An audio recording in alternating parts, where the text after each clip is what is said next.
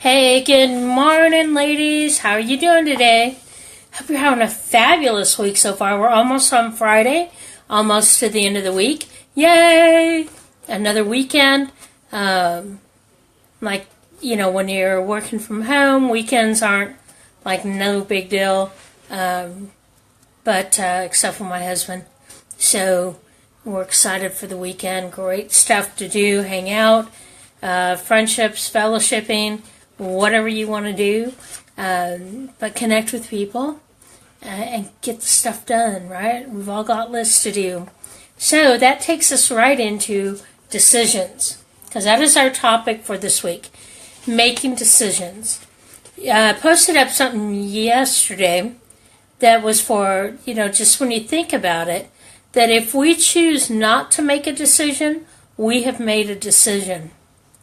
And understand that our decisions are either going to produce results or they're going to produce consequences. So what happens if we don't make a decision on something that we need to make the decision on?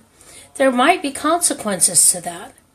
So ladies, it's important that we get everything we need together and be able to make these decisions in a wise manner. I know sometimes we make them off our cuff. We don't even think about it. We just do or say something, and then we regret it later. So what we want to learn through this whole week is how to bring God back into the middle of that, to all of your decision making, not just the big stuff, so that you can thrive as a woman of God. And sometimes that's hard. But like we talked about yesterday, by having accountability, by having a community of people that are like-minded, you can actually find yourself in a place where you're making wiser decisions. You can also find yourself in a place of wiser decisions I forgot to bring it this way. If we're opening this more. Okay? So there's ways for us to make this work and to make wise choices. But it requires us taking a little bit of action and a little bit of ownership. I know yesterday I read something, and I forget who I read it by, but it's such a true statement. Because it says there, if we can't own what it is we do, whether it's a mistake or whether it's a success, then we have not achieved anything. We live in a society today, girls, that nobody owns their decisions. We watch all of this crazy stuff with people making bad choices and then blaming everybody else. But ladies, we don't have to play in that arena. If we start picking this up a little more and looking at what this Bible has to tell us, God's Word, right? What does it have to tell us? It will tell us the answer to just about any. I haven't found, excuse me, I haven't found a question yet or a decision that I had to make, a situation in my life that I couldn't find the answer there. So we've got to start figuring out the ways to be wiser in our choices, to stand our ground, and to know what we're doing is the right way. Again, we talked about a couple of ways to do that. Sinuses are really giving me a hard time today. One, obviously, is we pick up the Bible. Now, how do you know how to find in the Bible the questions or the answers to your questions, right? That's pretty simple. Do a search on it, so you can use something like blueletterbible.org.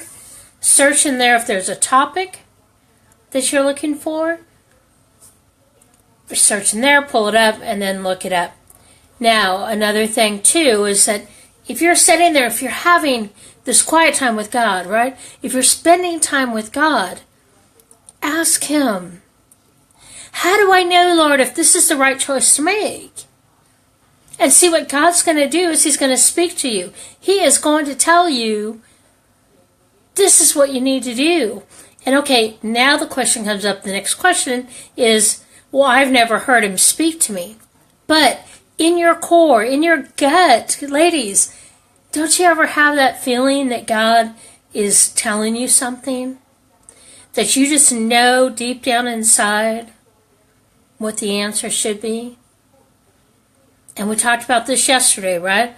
Where we know the answer deep down inside. We just choose not to bring it forward.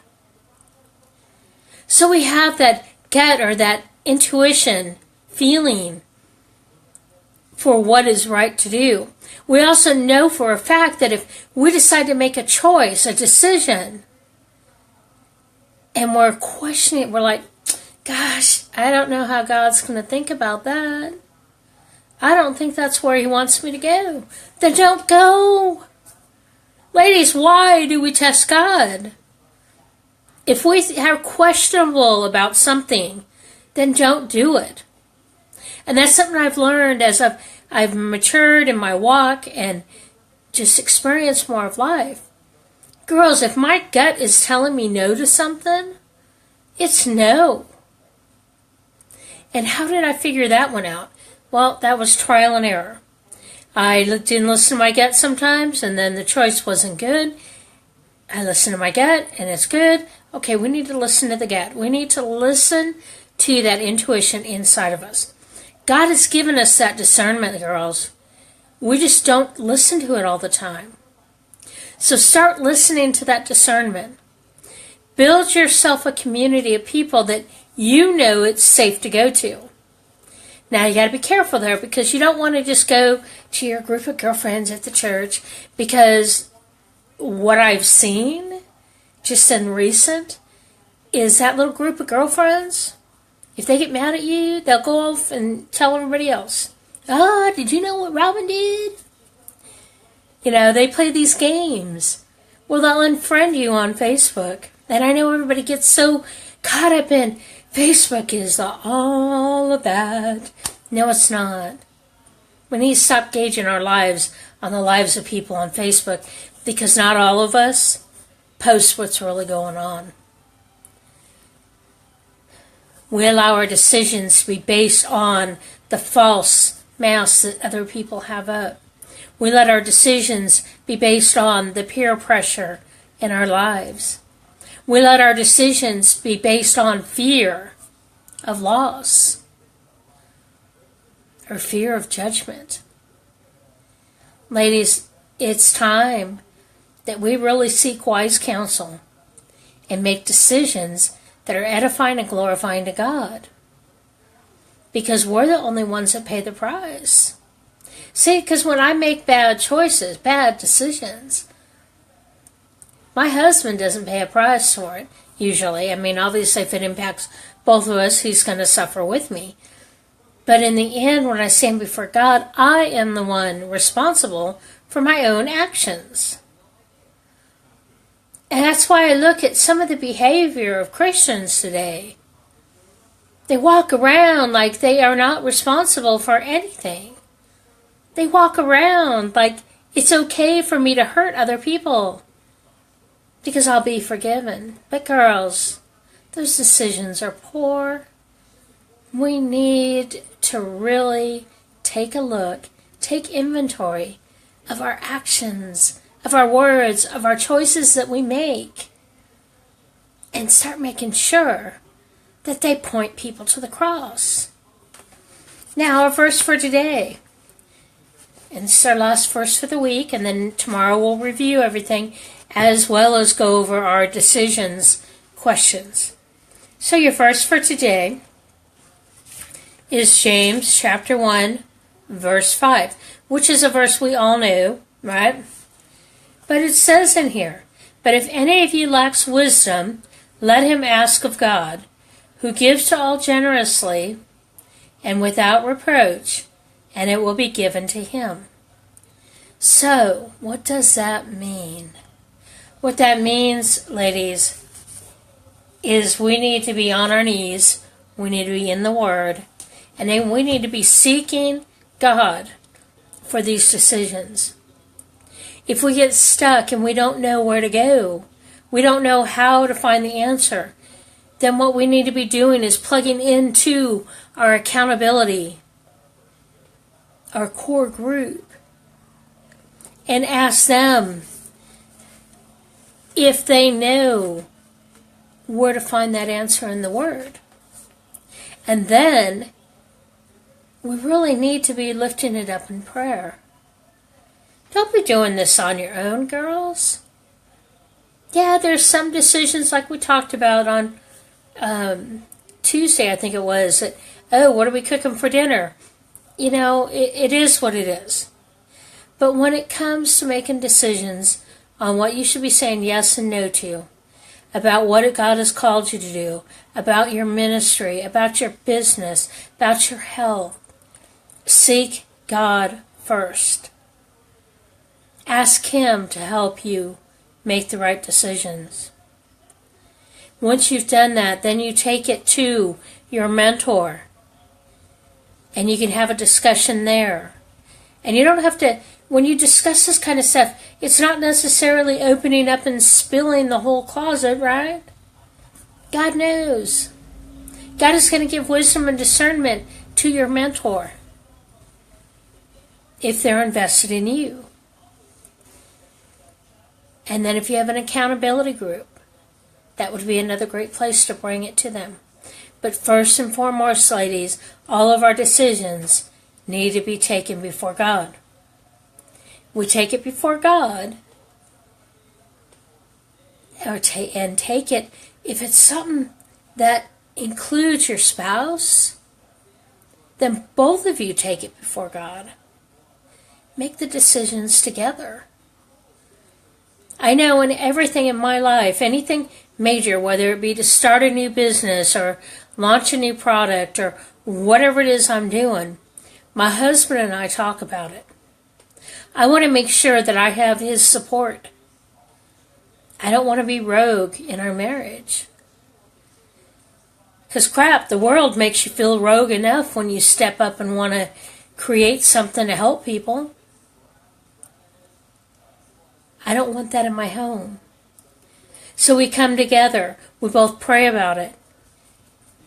And in most cases, I'm pretty much spot on with where I need to move.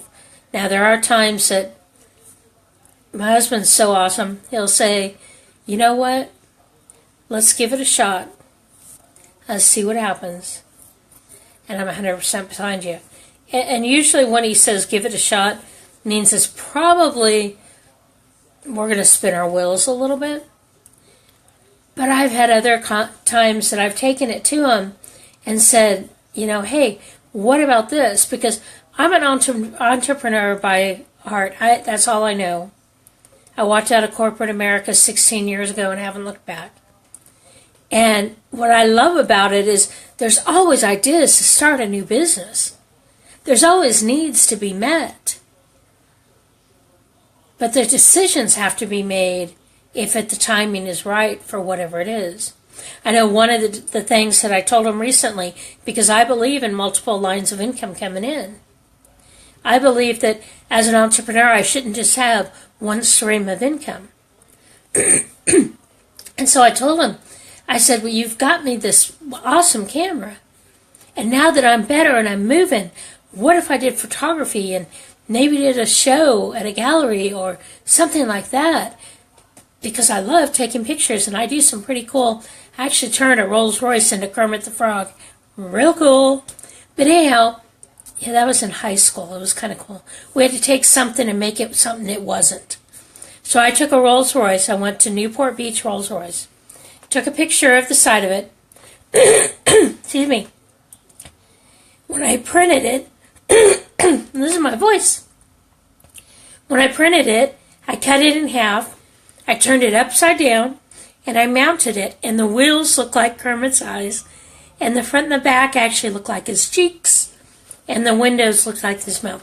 So I actually created a Kermit the Frog out of a Rolls Royce upside down and in half. So, you know, it's fun. But what he said to me is, he says, I 100% support that. He said, but let's wait till you're a little bit stronger. Now, if it was Robin making the toys, I would have just gone out and started doing it and probably got hurt. because I still need to work on my balance and my strength a little bit. But your decisions, girls, need to be taken, number 1, to God's Word, number 2, to prayer, and number 3, with a mentor or accountability partner. So once again, just to wrap us up this morning, our verse for today is James 1:5. But if any of you lacks wisdom, let him ask God, who gives to all generously and without reproach, and it will be given to him. What that means is we got to seek God first in all of our decisions. So you're going to take your verse, you're going to write it down. You're going to circle your keywords. You're going to look it up in Strong's Concordance or blueletterbible.org. And then you're going to ask God, what is he showing you today? What in that verse is for you today? See what he shows you. And I'd love for you girls, some of you are sharing in the group, and I think that's fabulous. Love, love, love to see what God's showing you. But I need more of you guys to step up and share. That's part of how you grow, is to share what God is doing in your life, what God is showing you through verses. Because this whole challenge is about teaching you how to study the Bible, not just read a verse. We have lost the art of studying God's Word. We've gotten so accustomed to opening the Bible and reading a verse and moving on with our day. What if we invested a little more time understanding what God's Word has to say? Whew, there you go. There's your verse for today. There's your challenge for the day. Let's get it down. Let's share below what you get. Keep in mind, too, RISE, our program, Refresh, Inspire, Support, and Encourage. It's a private mentoring group. I'm limited to a very small core, and I have 1 spot left. If you are interested in that final spot, we would love to have you join us. Our next mentoring call is on Monday, so we could catch you on there. You can register at robinhardy.net/RISE, RISE, and we'd love to have you there. These ladies are fabulous, and we're going to take strides each week to build them up and build you up if you're ready. We'd love to have you rise with us in a small group mentoring accountability setting. All right, girls, have a blessed day, and let me know what the verse is telling you today. What is God showing you through James chapter 1, verse 5? What's he showing you, girls? All right, girls, love you. Catch you tomorrow. Bye.